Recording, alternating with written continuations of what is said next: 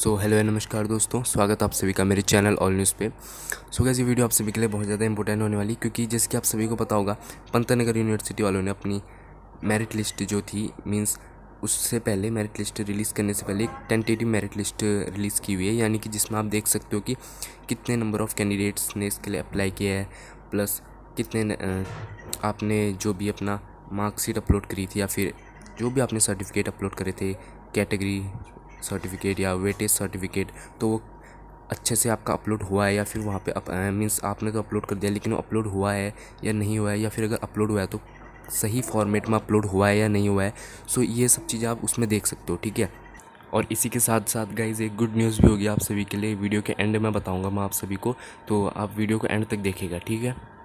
और इसी के साथ साथ अगर हम बात, जैसे किसी का एग्रीकल्चर वेटेज में कुछ प्रॉब्लम दिखा रहा है, किसी का अलग मार्कशीट दिखा रहा है, ठीक है, तो इन सब चीज़ों के बारे में आपको बताने वाला हूँ और आपका डाउट क्लियर करने वाला हूँ कि क्या इसका मतलब है और क्या आपने अपलोड अच्छे से किया हुआ है या नहीं, ये आपको कैसे पता लगाना है, ठीक है। और जो भी आपने वेटेज सर्टिफिकेट या फिर उसमें लगाया हुआ है तो उसके लिए अप्लाई किया हुआ है, तो वो सर्टिफिकेट आपका अपलोड हुआ है या नहीं हुआ है। आपने तो कर दिया, लेकिन वो अपलोड हुआ है या नहीं हुआ है वो भी मैं आपको बताऊँगा, ठीक है। तो कैसे आपको चेक करना, और कुछ लोगों का मैं आपको दिखाऊँगा जिसमें इशू है, वो मैं आपको समझाऊँगा, उससे आपको समझ आ जाएगा कि आपका अपलोड हुआ है या नहीं हुआ है।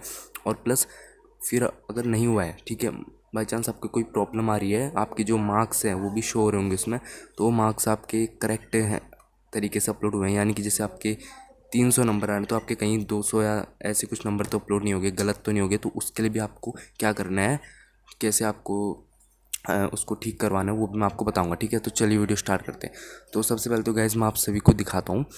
सबसे पहली इशू की बात करते हैं। आपको दिख रहा होगा अपनी स्क्रीन पे, जैसे एक मैंने लिस्ट खोली, ठीक है, तो इसमें आपको दिख रहा होगा। अब ये इन्होंने गलती से करा या इनसे हो गया, ठीक है, या जानबूझ के करा, ये तो पता नहीं, लेकिन आप इसमें देख सकते हैं इन्होंने, जबकि मैंने क्लियरली बोला था या सबको पता होगा कि इंटर की आपको जो है मार्कशीट अपलोड करनी थी, यानी कि 12th क्लास की, लेकिन इन्होंने 10th क्लास की मार्कशीट अपलोड की हुई है, ठीक है। तो शायद गलती से कर दिया होगा, ठीक है, लेकिन ये सब तो बताया था। तो इन्होंने 10th क्लास की मार्कशीट अपलोड की हुई है। और इनका जो इशू है वो वहाँ पे क्लियरली लिखा हुआ है कि यहाँ पे 10th क्लास की मार्कशीट अपलोड हुई है, ना कि 12th की, यानी कि इनका जो होगा वो कैंसिल हो जाएगा। अब अगर ये चाहे तो अभी दोबारा से, अगर जो यूनिवर्सिटी का जो उन्होंने मेल दे रखा है helpline.gbpu80@gmail.com, ये जो मेल है, इस पर आपने जो भी आपको प्रॉब्लम आ रही है वो आप इस पर लिख के अपना सारी डिटेल्स दीजिए। आपको जो आपका इशू है उससे रिलेटेड आपको इन्फॉर्मेशन देंगे कि आपको क्या क्या वो इशू सही हो सकता है या नहीं हो सकता है, ठीक है।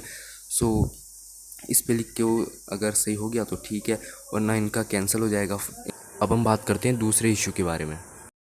अब अगर गाइज यहाँ पे आप देखेंगे 210 जो नंबर वाले जो कैंडिडेट हैं, उनके वहाँ पे इशू में लिखा हुआ है कि मार्कशीट नॉट क्लियर, ठीक है। तो इन्होंने जो मार्कशीट अपलोड करी होगी, जैसे कि मैंने आप सभी को हर वीडियोस में बताया था अपनी, जब ये सब अपलोड करने का था, कि आपको जो मार्कशीट है उसे किस फॉर्मेट में अपलोड करना है, यानी कि उसे जेपीजे के फॉर्मेट में अपलोड करना है। उसका साइज़ आपका 240 या 250 KB रहना चाहिए। ये सब मैंने आप सभी को बताया था, और मैंने आपको बोला था कि स्कैन करने के बाद आप लोग उसका साइज़ रिड्यूस कीजिए। मैंने आपको एप्लीकेशंस भी बताई थी, आप उसे डाउनलोड करके करना था आप सभी को, ठीक है। तो स्कैन करना था उसे, फिर उसका साइज़ रिड्यूस करना था, जितना मांगा था वहाँ पे साइज़, जैसे 250 KB तक मांगा था, तो उस हिसाब से आपको अपलोड करना था, ठीक है।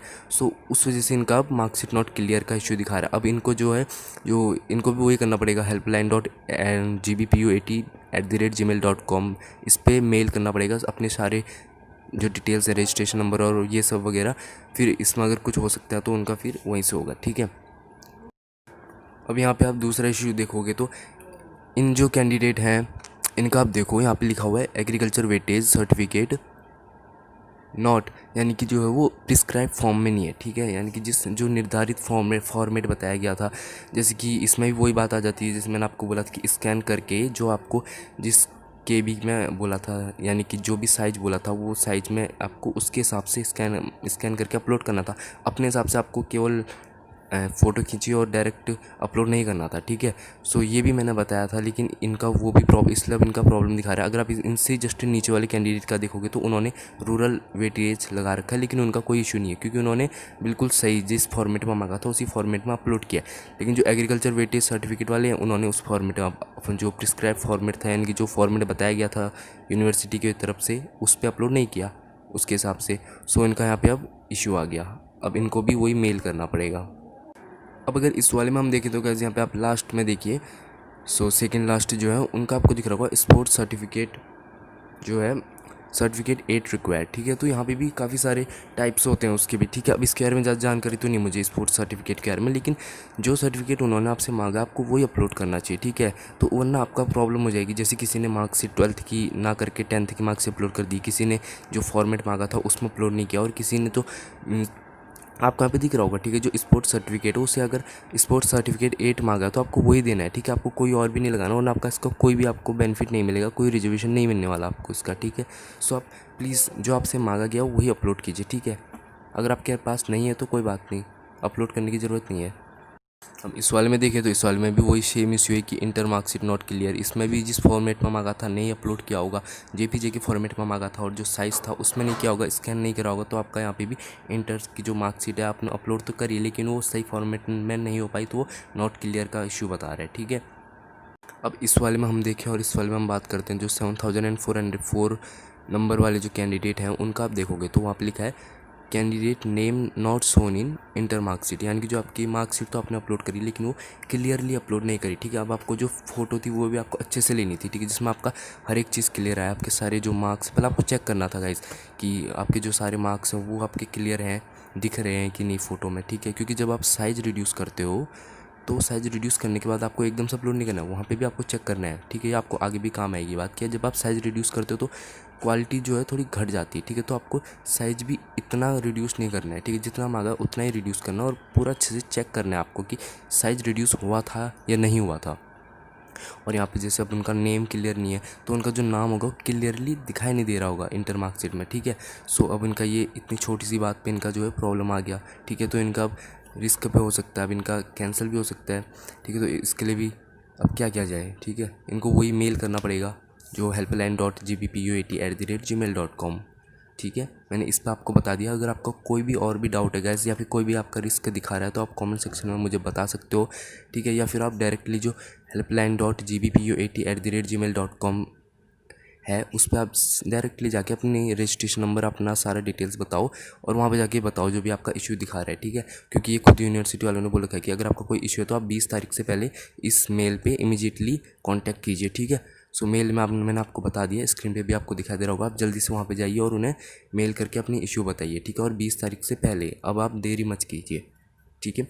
और गैस जो जिस गुड न्यूज़ की मैं बात कर रहा था उसके बारे में मैं आपको बताऊँ तो गैस सबसे पहले मैं आपको दिखाता हूँ अपनी स्क्रीन पे, गैस ये दिखाई दे रहा होगा पेज। तो यहाँ पे अगर ये जो है सबसे मैं आपको बता दूँ, जो लिस्ट है ना, जो टेंटेटिव लिस्ट है इसमें 415 पेजेज़ हैं, ठीक है। तो उसमें जो लास्ट पेज है वहाँ पे आपको जो है टोटल नंबर ऑफ़ कैंडिडेट आपको दिखाई देंगे। मीन्स जो लास्ट नंबर ऑफ़ कैंडिडेट वो आपका है 7,791, यानी कि 7,791, ठीक है।